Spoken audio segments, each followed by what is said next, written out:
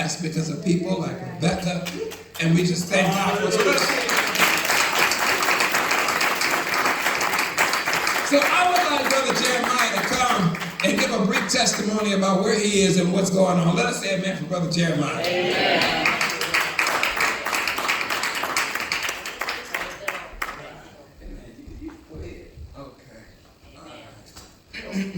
Start moving.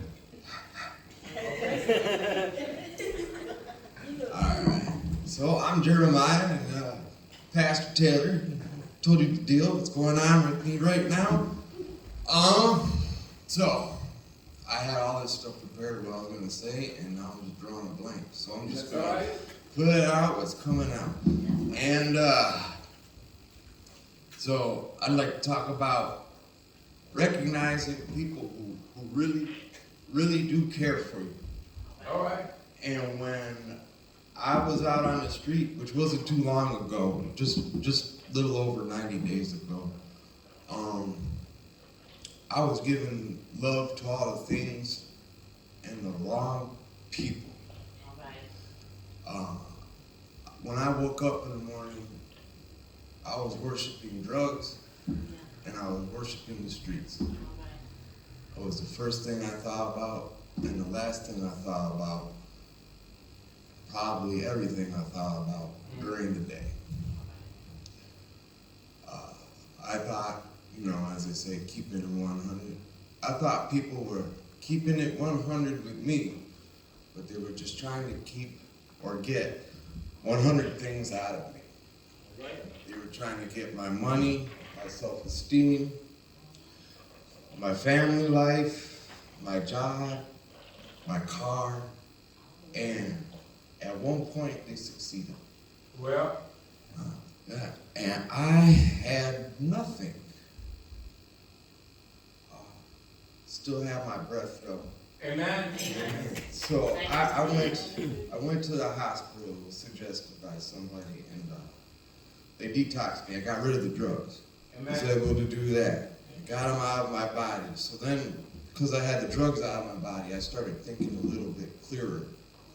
And I had been to Janetta Robinson House once before, and it was a great experience. Amen. And the people there really did care about me. I've been in other places before where people said they were helping me, and I didn't feel that way. But Miss Tina, she helped me. She Amen. definitely did. And I felt that. I honestly did. And she's one of the reasons why I wanted to come back to Janetta Robinson. So when I got back there, and I realized that a lot of the things that were standing in the way I shouldn't say things. The one thing that was standing in the way between me and God was me. All right.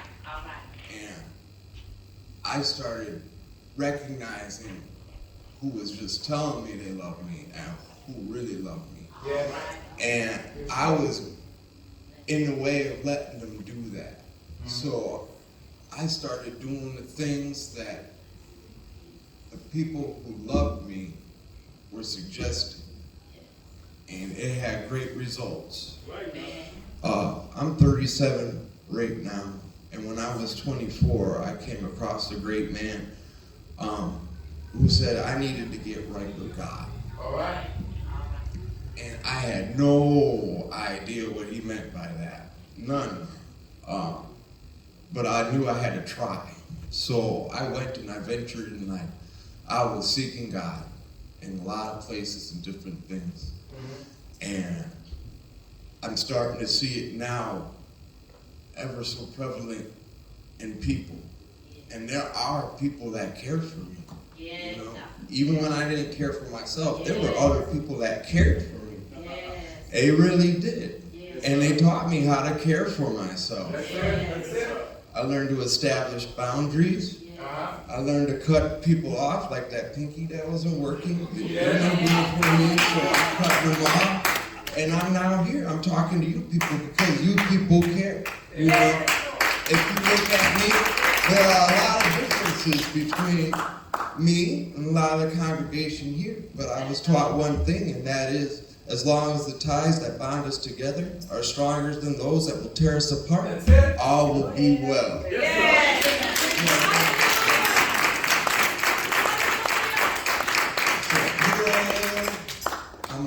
book, and I just waiting for more suggestions because it's working for me, and I got faith now.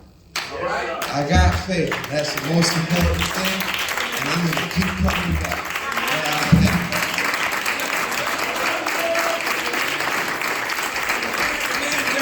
Everybody. And I would like for y'all to say a prayer for my lady friend Della. She just had a stroke probably about 2 weeks ago. All right.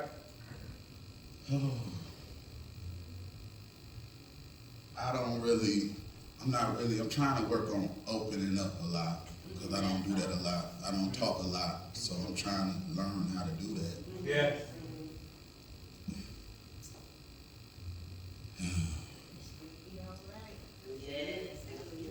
I'm kind of surprised I'm up here on stage because I normally don't do that. That's all right.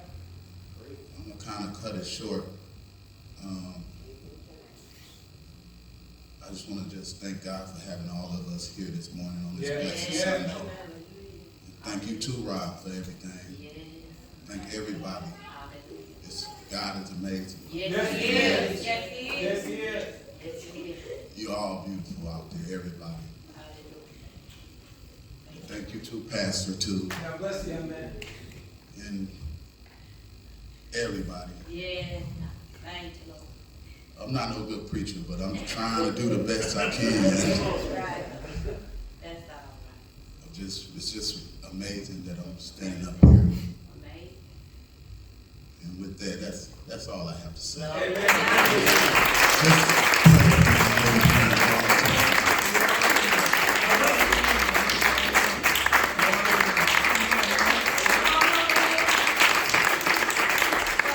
Amen.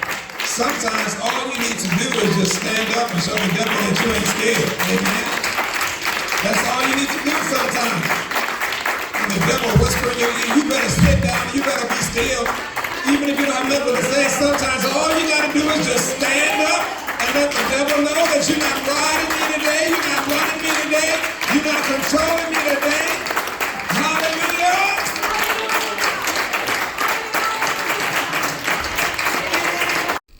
Okay. I'm gonna do a little testimony before I step down. Bear with me though. Last night I shared with my brothers in the house something that is really, really dear to me, something that I have kept inside of me for 24 years. And I talked to one of the brothers before saying all that in the group. And he gave me the words, the right words, and he encouraged me to accept the things that I cannot change. That's right. You know? Therefore, I will share for you. I've been having a lot of nightmares, but one of those nightmares is always the same, and the same. It's me seeing my mom when I was 5 years old getting killed in front of me. Take time,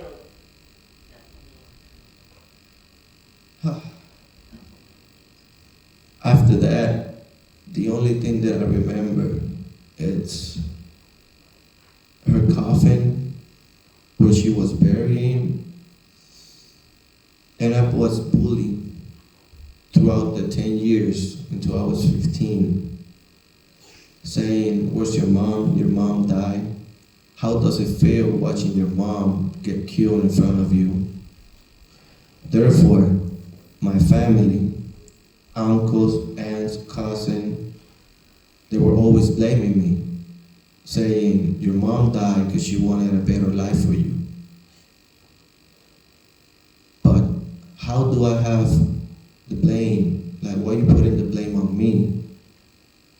If I was a 5-year-old kid watching my own mother getting killed in front of me. The bullying, all those years in the school, saying that I was an orphan, my family pulled me to the side. I turned to the black sheep of the family, and to a point that I didn't want to feel that way. I didn't want to be alive, That's why I turned to drugs when I was 15.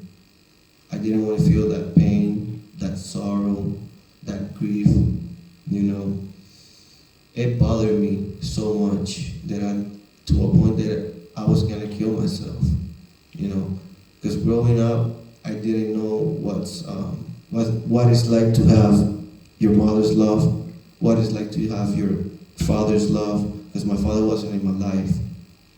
I grew up with my grandma. She was the only one who appreciated me, who said to me, it's not your fault, it's not your fault. Don't blame yourself. Don't let other people blame you for something that it wasn't in your hands.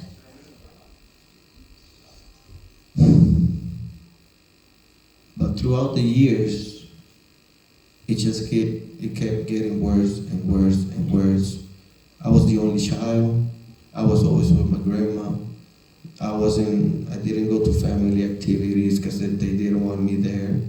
Every time that I was by my uncles or aunts and everything, they used to be like, how does it feel watching your mom die because she wanted a better life for you?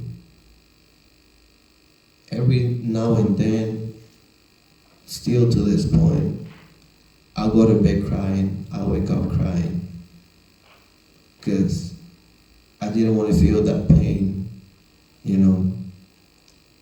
But like the serenity prayer says, grant me the serenity to accept the things I cannot change, and the courage to change the things I can, and the wisdom to know the difference today. Those words were so deep to me though. They are so deep to me, and they mean a lot. Because I've been accepting the things I cannot change. And one of those things was the past. That trauma. You know, I was blaming myself too. And I had to let it go. I had to close that book and let it go so I can have a new book with empty pages so I can write my own story the way it is. You know, I found God. He never left my side. I was the one who left his side.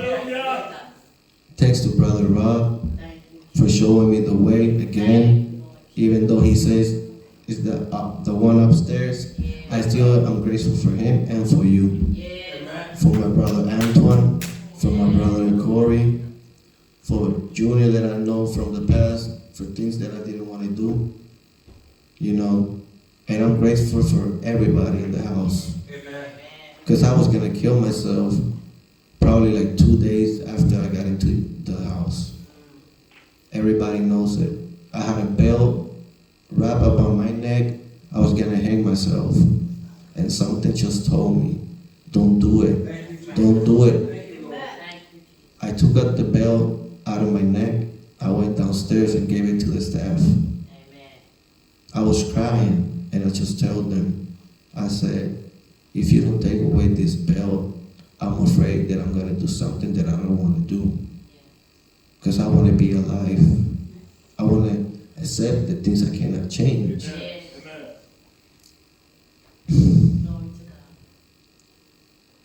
And it's been so hard though. But to this day, I'm thankful for God. Because He moved those mountains that I thought that I would never move on my own. He showed me the path, the right path, and guided me straight to the right path once again. And I'm grateful for that.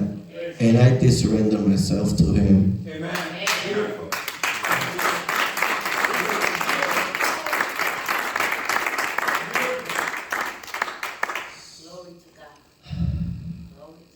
And to this day, today's my 31 day free of drugs. And God has been so good to experience things that I never thought I was going to experience again.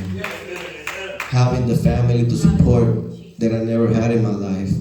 Having it with my sisters and brothers in the house, the staff. Thanks to Miss Tina for helping me all the time. And I'm just blessed. And I hope God can keep us blessing and keep more blessings Amen. and giving me more blessings and more signals each day that it passes.